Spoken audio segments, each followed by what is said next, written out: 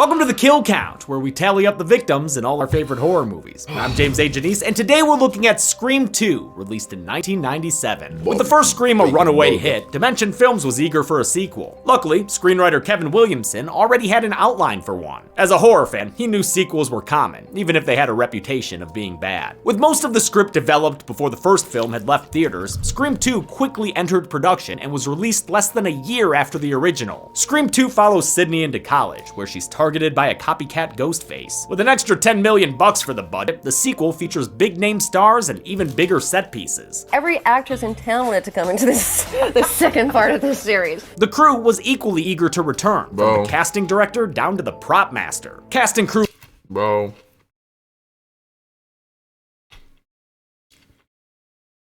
This is what happened, right?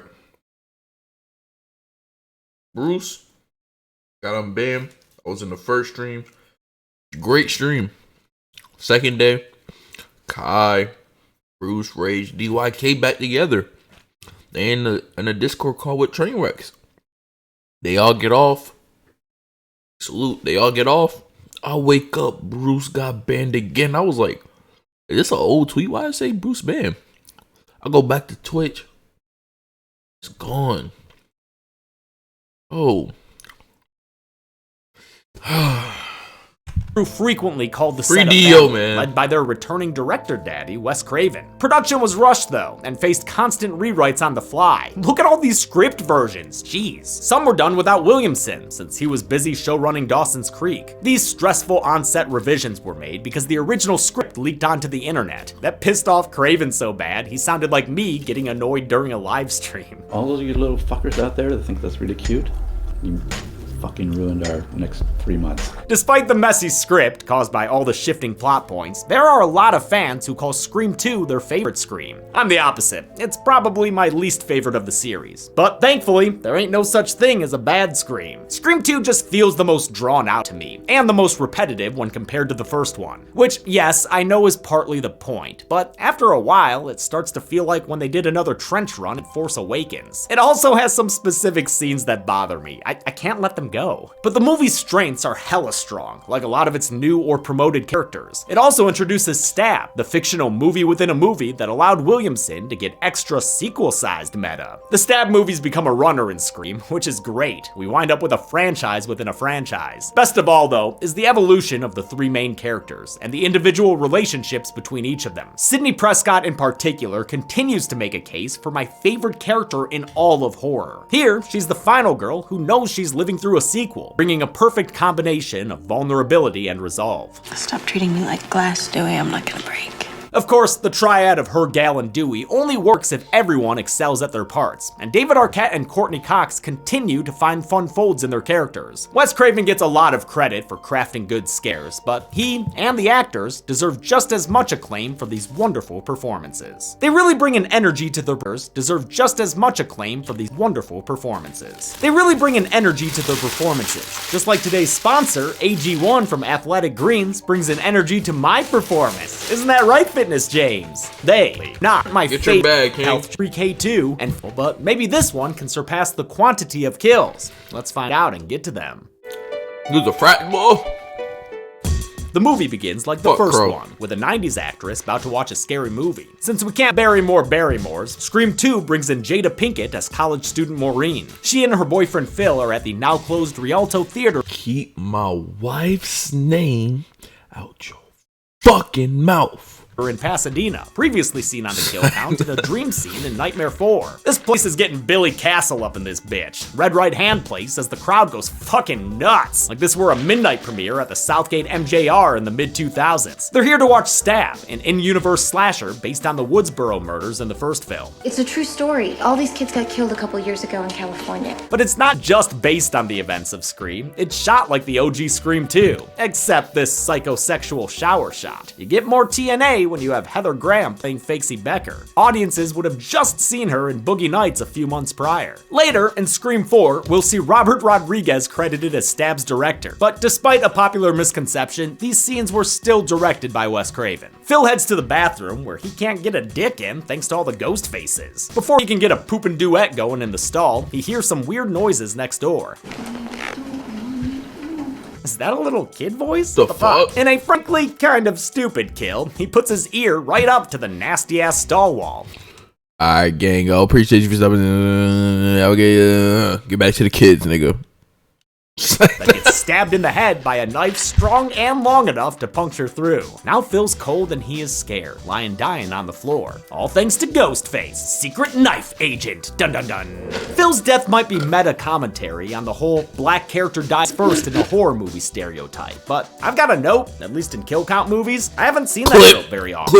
The killer takes Phil's place next to Maureen, who's too scared of Casey's meta murder to notice the change in screamery. Some shoulder blood finally catches her attention, then a blade catches her in the gut. It's unnoticed by the theater goers who are screaming their damn lungs out. God, did someone slip Coke in the Coke? Or the Pepsi. Sorry, they make it mighty clear that it's Pepsi. In any case, this theater is ridiculously over the top, but it's portrayed earnestly enough to keep this horrifying instead of corny. Maureen doesn't die until after she's climbed on stage like someone's got her name in the fucking mouth. The patrons finally realize something's wrong when she gives out a banshee scream.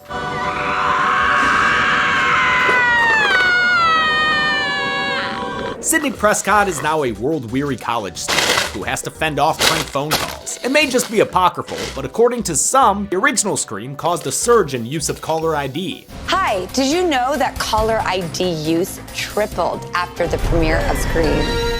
The CBS Sunday night movies will be right back. Thanks, Drew. Sidney attends the fictional Windsor College, and while it's never stated in the movie, the screenplay says it's in Ohio. So I'll take that as canon until stated In Ohio? Sucks for them. Haha, go blue! It's the same school Phil and Maureen attended before they were killed, and the same school Randy Meeks attends, since he followed Sidney there. To no surprise, Randy's a film major, and the conversation his class has makes me cringe out of my skin. It's fine when they start a meta discussion about the merits of sequels. Stab 2? Who'd want to do that? Sequels suck. But the specifics of their combo retroactively feel film bro. I got it.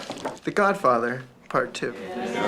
It's like, I'm 15 and this is deep. The worst is how supposed film geek Randy gets a classic Aliens quote wrong. Get away from her, you bitch. I believe the line is stay away from her, you bitch. It's film class, right? Get away from her, you bitch! The quote was written correctly in the script, but while filming, the 19-year-old Joshua Jackson mixed up his line and said the right quote accidentally. Jamie Kennedy adapted on the fly and gave the misquote as his line. It bugs the hell out of me. It wasn't messed up the first time they filmed this scene in a lecture hall. Stay away from her, you bitch. That was a great line. One line does not make a movie great. It was reshot later at UCLA, maybe because the first attempt didn't have Sarah Michelle Gellar or Joshua Jackson. Still had awful dialogue though. I got it.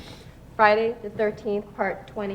Gellar plays Cece Cooper, a fellow film student, alongside Mickey Altieri, played by Timothy Olyphant. Sid's friend group also includes her roommate Hallie and her new boyfriend Derek. Randy's not a fan of Derek. Wonder why. Third Well, wheel maybe like a you'd mug. stand a better chance if you didn't randomly talk in a British accent, Randy. A lot of shit happens at the movies. People get robbed, shot, maimed, murdered.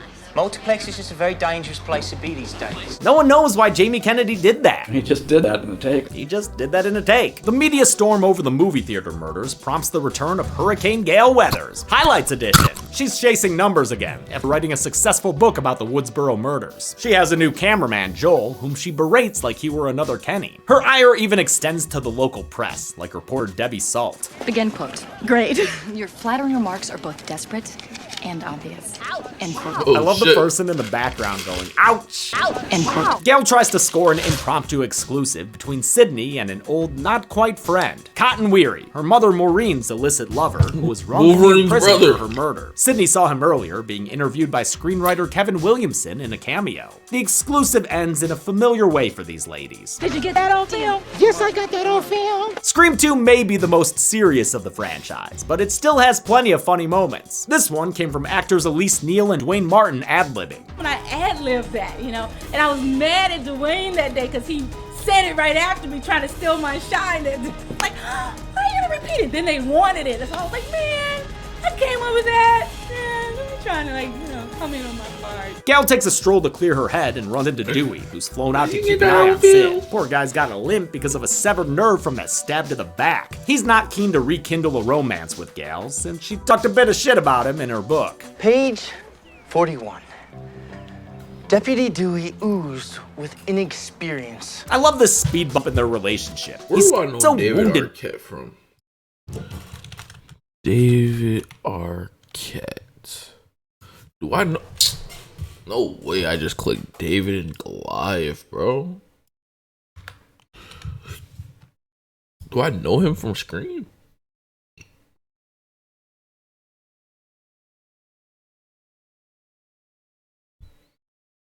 Do I know him from Scream? Scream. I haven't seen any of these ones. I might know this nigga from Scream.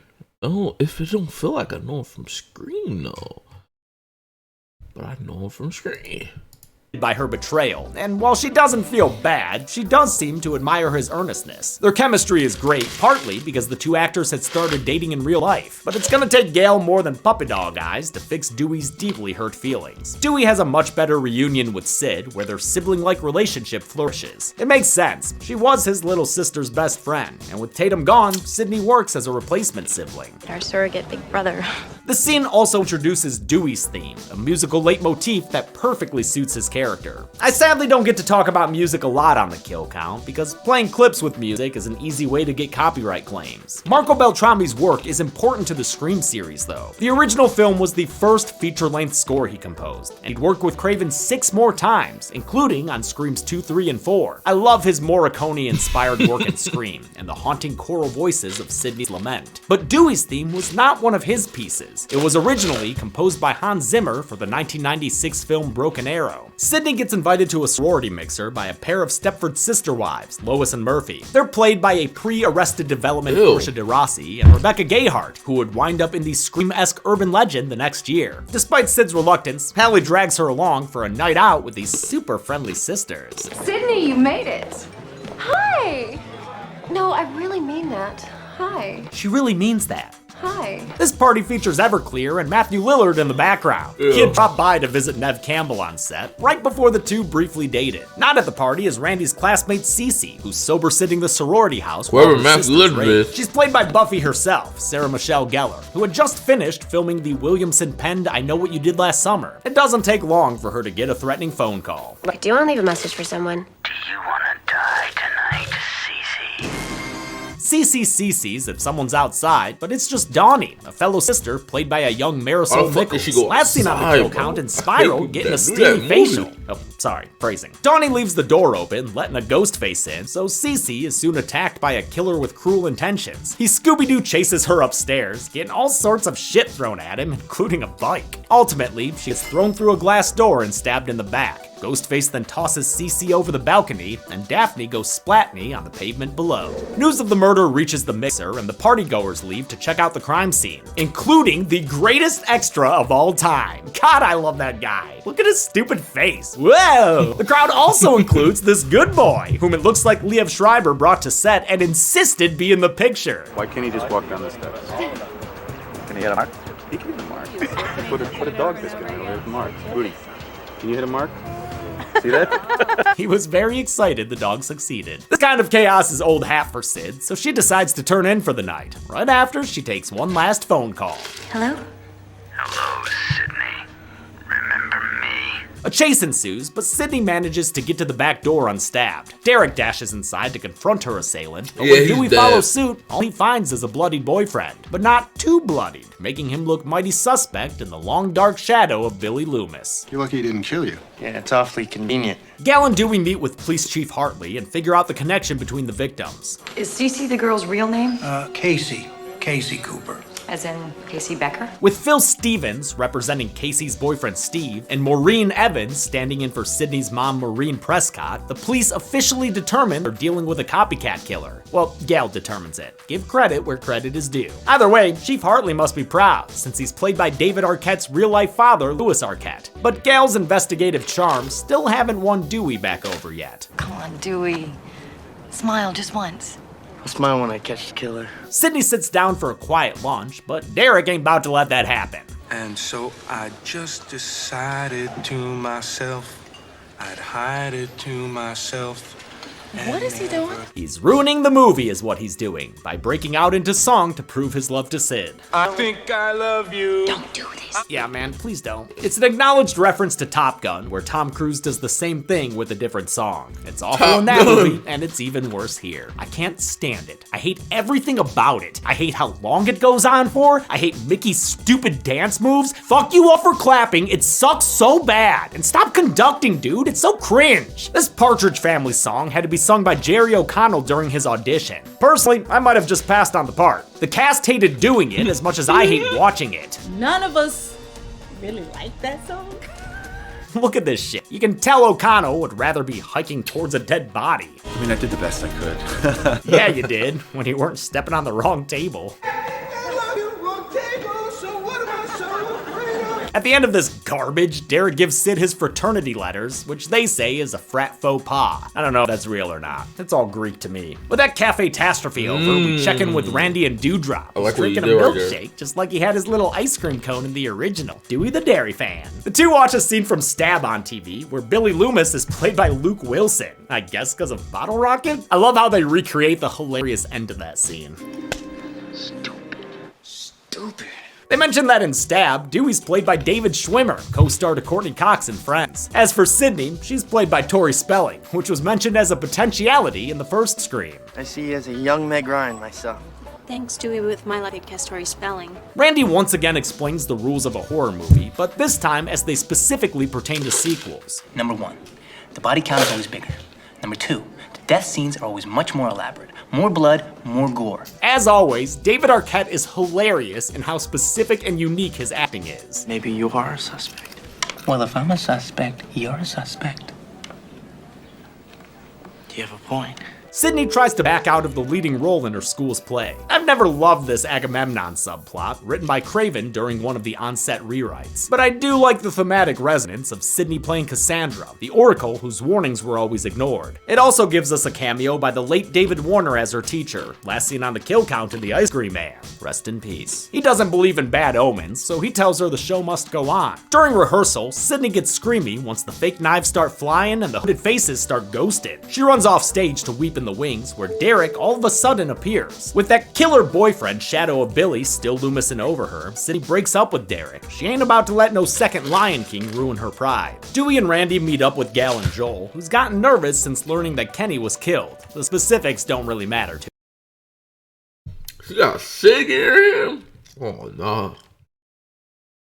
Gal and Joel, who's gotten nervous since learning that Kenny was killed. No. The specifics don't really matter to him. Gutted / the guy ain't in the union no more. He leaves to grab a coffee, and the others get a phone call. I'm not interrupting anything, am I?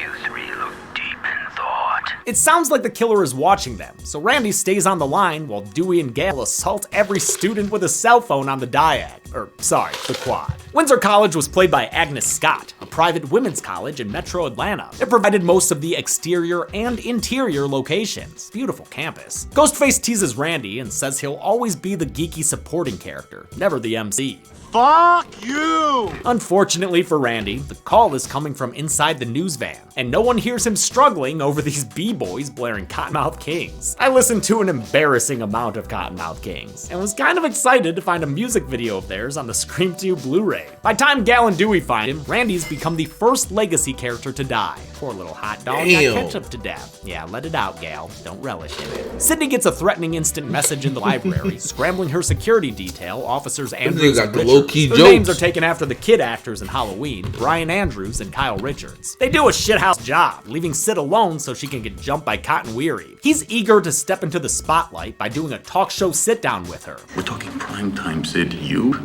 me, and Diane Sawyer. Understandably, she refuses. Also understandably, Cotton's gotten a little weary of being labeled the bad guy. I mean, come on, Sid. You dragged my name through the mud. Everybody thinks I'm some kind of psycho killer, and all I'm asking for is one little fucking Diane Sawyer interview to maybe get my side of the story straight. He just wants everything illuminated. I love how Cotton Weary was brought back for Scream 2. He was just a throwaway character in the first film, and we never thought we'd see him again. We lucked out that Liev Schreiber was cast for this single shot of him in Scream 1. All I had to do was to get out of a car and walk up a flight of stairs. It was one of the easiest jobs I'd ever done. Cotton's so interesting, an awkward guy who's been profoundly affected by being wrongly accused. I love how he has a decent point here, but is way too aggro explaining it. It gets him arrested, but he's released due to lack of evidence. Sidney doesn't know who to trust anymore, since after all, Everybody's a suspect! except Randy, because he's dead. In fact, his death prompts Joel to be the smartest horror movie character ever. Not wanting to go the way of Kenny, he straight up leaves the movie, which was an idea Dwayne Martin had and pitched to Craven. He goes, how would you leave? I said, cab. He said, you want to leave by taxi? I said, yeah.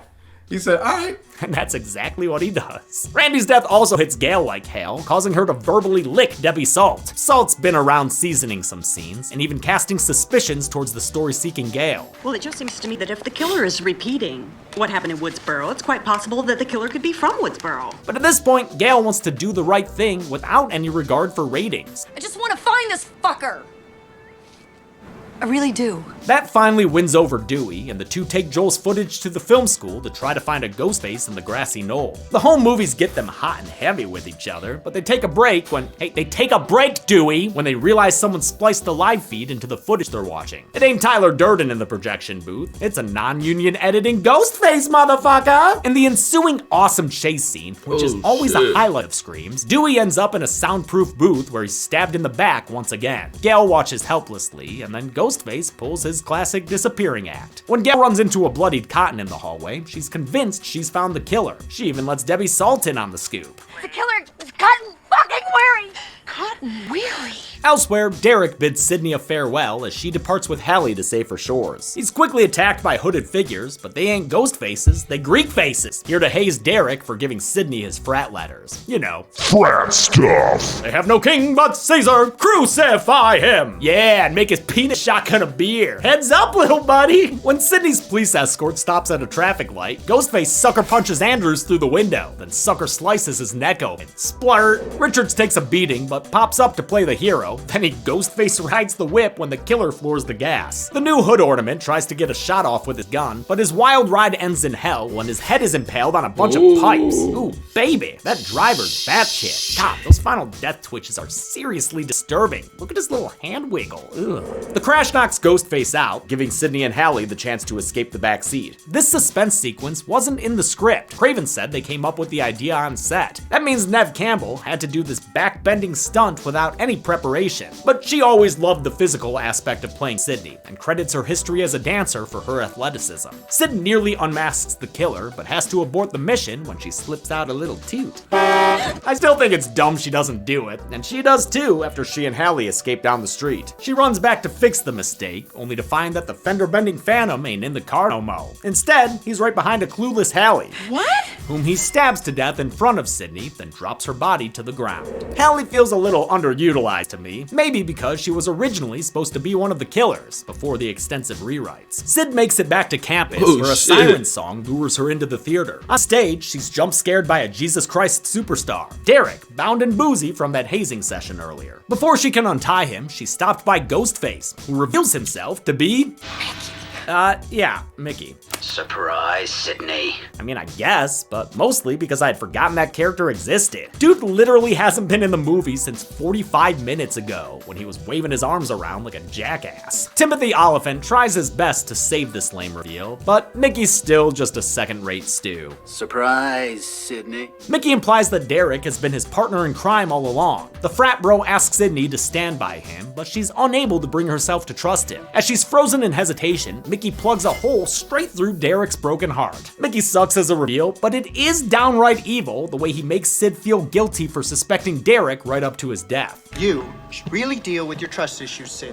He reveals he's got a case of the crazies with a harebrained homicidal scheme to get caught. Then he'll bask in the media frenzy and blame his murder spree on horror movies. Killing people to become famous is a sadly prescient motivation that resonates with earlier dialogue about life imitating art. You can't blame real-life violence on entertainment. Hello, the murderer was wearing a ghost mask, okay? Just like in the movie, it's directly responsible. No, it's not. This commentary also helped Scream 2 with the MPAA. The opening, they felt, was an excellent commentary on the nature of horror movies and that we were being responsible by making that in some way. There's still one elephant in the room though, who might be working with Mickey as a second ghost face. Turns out it's Gale Weathers. Nah, just kidding. It's crazy-eyed Debbie Salt, whose real name is Mrs. Loomis? That's right, that lady is Billy's mother. Scream 2 originally had a very different ending, back when it was filmed as Scream the sequel, before Miramax demanded a title change. Mrs. Loomis was always the primary antagonist, but at first she had 3 accomplices, Derek, Hallie, and Cotton Weary. When that draft got leaked, revisions and secrecy followed. A fake script was written, which was also leaked. Scripts were printed in a way to prevent photocopying, and most people's scripts had the last act largely blacked out. Or I remember seeing a lot of blacked out pages in my script.